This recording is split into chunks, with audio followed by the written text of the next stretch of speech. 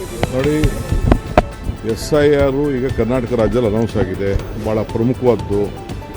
ಪ್ರತಿಯೊಬ್ಬರು ಕೂಡ ಅರ್ಜಿಯನ್ನು ಸಲ್ಲಿಸಬೇಕಾಗ್ತದೆ, ಇಲ್ಲ ತನ್ನ ವೋಟನ್ನು ಕಳ್ಕೊಳ್ತಾರೆ. ಇದು ಬೇರೆ ರಾಜ್ಯದಲ್ಲೆಲ್ಲ ನಾವು ನೋಡಿದ್ದೀವಿ. ಇದು ನಮ್ಮ ಬಡವರು ಮತದಾರರ ಹಕ್ಕನ್ನು ತೆಗಿಲಿಕ್ಕೆ ಒಂದು ದೊಡ್ಡ ಸಂಚು ನಡೀತಾ ಇದೆ. ನಾವು ಭಾಳ ಹುಷಾರಾಗಿರಬೇಕು. ನಾನು ಎಲ್ಲ ನಮ್ಮ ಕಾರ್ಯಕರ್ತರಿಗೆ ಹೇಳ್ತಾ ಇರೋದಷ್ಟೇ, ಯಾವುದೇ ಪಾರ್ಟಿಯವರಾಗಿರಲಿ ಅವ್ರ ಮತದಾನದ ಹಕ್ಕಿರಬೇಕು. ಅದರಲ್ಲಿ ನಮ್ಮದೇನು ಅಭ್ಯಂತರ ಏನಿಲ್ಲ. ಸೊ ಅದಕ್ಕೆ ನಾವು ನಮ್ಮ ಇದನ್ನು BLAಗಳನ್ನ, ನಮ್ಮ ಶಾಸಕರುಗಳನ್ನ ಎಲ್ಲರೂ ಕೂಡ ಜಾಗೃತಿ ಮೂಡಿಸೋಂಥ ಕೆಲಸ ಮಾಡ್ತಾಯಿದ್ದೀವಿ. ಅದಕ್ಕೆ ಅವ್ರಿಗೆಲ್ಲ ಕರೀತಾ ಇದ್ದೀವಿ. ಯಾಕೆಂದರೆ ನೋಟಿಫಿಕೇಷನ್ ಎಲ್ಲ ಬಂದಿದೆ, ಡೇಟ್ ಫಿಕ್ಸ್ ಆಗಿದೆ. ಪ್ರತಿಯೊಬ್ಬರು ಅರ್ಜಿ ಕೊಡಬೇಕಾಗಿದೆ, ದಾಖಲೆ ಕೊಡಬೇಕಾಗಿದೆ.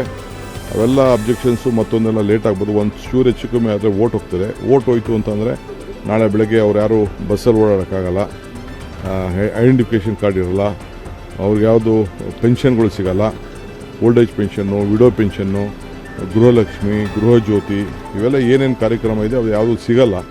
ಅದಕ್ಕೆ ಜನರಿಗೆ ನಾವು ಜಾಗೃತಿ ಮೂಡಿಸುವಂಥ ಕೆಲಸ ನಾವು ಮಾಡಬೇಕಾಗಿದೆ. ಅದಕ್ಕೆ ನಾವು ಮೀಟಿಂಗ್ ಕರೆದಿದ್ದೀವಿ. ಸರ್, ಮುಸ್ಲಿಮರ ಮೇಲಿನ ಕೇಸ್ಗಳನ್ನು ನಿನ್ನೆ ಸಚಿವ ಸಂಪುಟದಲ್ಲಿ ವಾಪಸ್ ತಗೊಂಡಿರೋದು ಸಾಕಷ್ಟು ಚರ್ಚೆಗೆ ಗ್ರಾಸ ಆಗಿದೆ. ಏನಿಲ್ಲ, ಇದು ರಾಜಕೀಯವಾಗಿ ಅವ್ರ ಮೇಲೆಲ್ಲ ಕೇಸ್ ಹಾಕಿದರು.